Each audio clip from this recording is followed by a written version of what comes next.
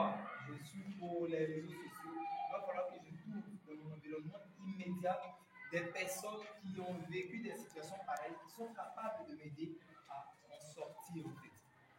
Je ne sais pas si vous voyez un peu comment les choses sont structurées. Donc, n'allez pas seulement avec des idées comme quoi c'est pas bon, ça fait qu'un enfant qui est peut-être excellent devient moyen ou qui est moyen devient faible. Non, n'allez pas seulement dans ce sens-là. Allez-y aussi avec des faibles. Alors, s'il y a lieu, est-ce que quelqu'un ou alors il peut savoir les différentes parties ici? Celles-là qui sont pour l'utilisation des réseaux sociaux, le soleil, celles qui sont pour. Je peux savoir les deux parties. Oh oui.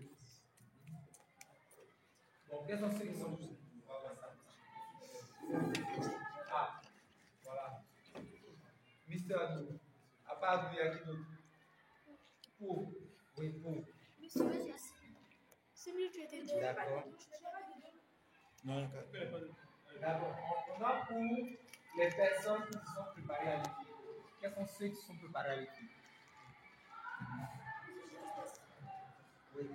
Normalement, l'utilisation des réseaux sociaux pour les scolaires, c'est pas bon déjà. Parce que par exemple, quand on fait des mathématiques,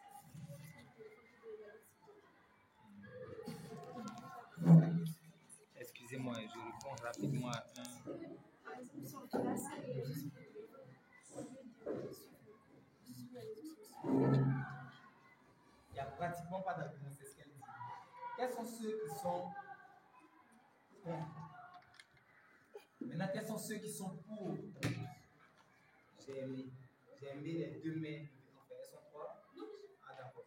Les deux mains levées. Qui viennent carrément, les deux mains d'ailleurs, qui viennent prendre le contre-pied de ce qu'elle dit. Elle dit qu'il n'y a pas du tout d'effet positif à ce qu'on utilise les réseaux sociaux en milieu scolaire. Tu n'as pas encore vu. Je pense que tu vas le voir. Il y a des avantages.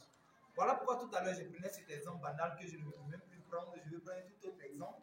On disait, je me rappelle, on était au collège. On était au collège et il est arrivé que le professeur nous donnait des devoirs et il s'agissait de dire que la télévision n'avait pas d'avantage. Et vous, on sait que la télévision n'a que des avantages en fait, nous. Mais le professeur va finir de détailler et on va se rendre compte que la télévision a bien plus d'inconvénients que d'avantages. Il va déjà nous faire savoir que la télévision va nous faire miroiter ou nous faire voir, entendre pardon, des mots qu'on ne saura jamais écrire parce que ce n'est que dit. Ça, c'est déjà des avantages. À l'encontre du livre, en fait, il s'agit de comparer les avantages que le livre apporte que la télévision n'apporte pas. À côté de cela, la trop forte exposition à la télévision avertit. Qui comprend avertit? Oui, Ali. Ça rend bête. La trop forte exposition à la télévision rend bête. En griffe. J'ai dit rend bête en griffe parce que c'est pas du tout, tu as fini de rire, j'ai dit waouh, il n'y a plus rien. Non, ça avertit. Et on va comprendre par la suite que la forte exposition à la télévision est, on va dire quoi, beaucoup le temps. D'accord? Parce que tu seras devant ton écran de télévision, tu n'as pas tendance, tu as regardé déjà deux séries. Deux séries avec combien d'épisodes de série? Vous voyez? Donc, il y a tellement d'inconvénients que quand il a fini de déballer, j'ai compris qu'il n'y avait pas que d'avantages. Pourtant, avec la télévision, tu arrives à voyager sans y être. Moi, je suis déjà allé à Paris, sans y être.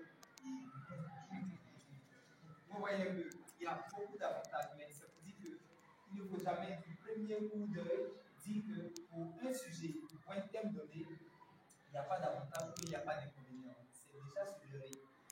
C'est de se dire qu'il y a forcément des avantages, il y a forcément des inconvénients. J'ai pris l'exemple de celle-là, par exemple, qui doit défendre. Bon, on va plus le sujet. Je vais prendre le sujet. Qui va bien le sujet? Tu te retrouves avocat ou avocate pour le compte d'une personne qui a fait un grand mal. Je dis quoi? Je vais prendre un exemple de quelqu'un qui a volé. Assassiné, c'est un peu trop tragique. qui a volé, et ça montre que les réseaux sociaux sont pas bons. Dans le sens positif. On n'a pas assez de temps. Est-ce que vous me permettez de lire lequel des devoirs vous me permettez de lire?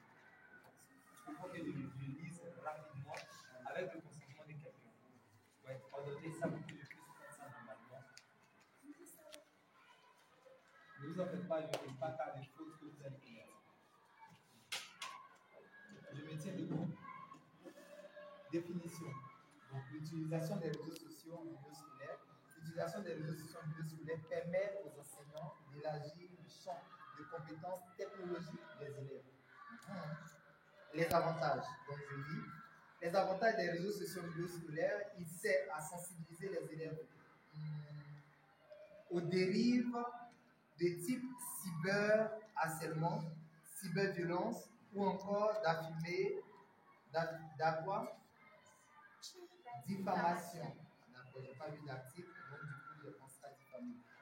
Alors, il permet aux étudiants d'entrer en contact avec des amis, protégeant les mêmes idées en brisant les limites de la distance du temps. Il est comme un moyen donc d'investigation et d'aide et d'amélioration de leur performance scolaire. Il permet aux élèves et étudiants de les préparer à des futures opportunités sur les lieux de travail. Il permet aux élèves et étudiants d'utiliser leur compte comme, je lis bien, CV pour, pardon? Ah, c'est un C, je peux une parenthèse. CV pour partager leur réalisation, il n'y en a pas au vaisseau, d'accord, et mettre en valeur leur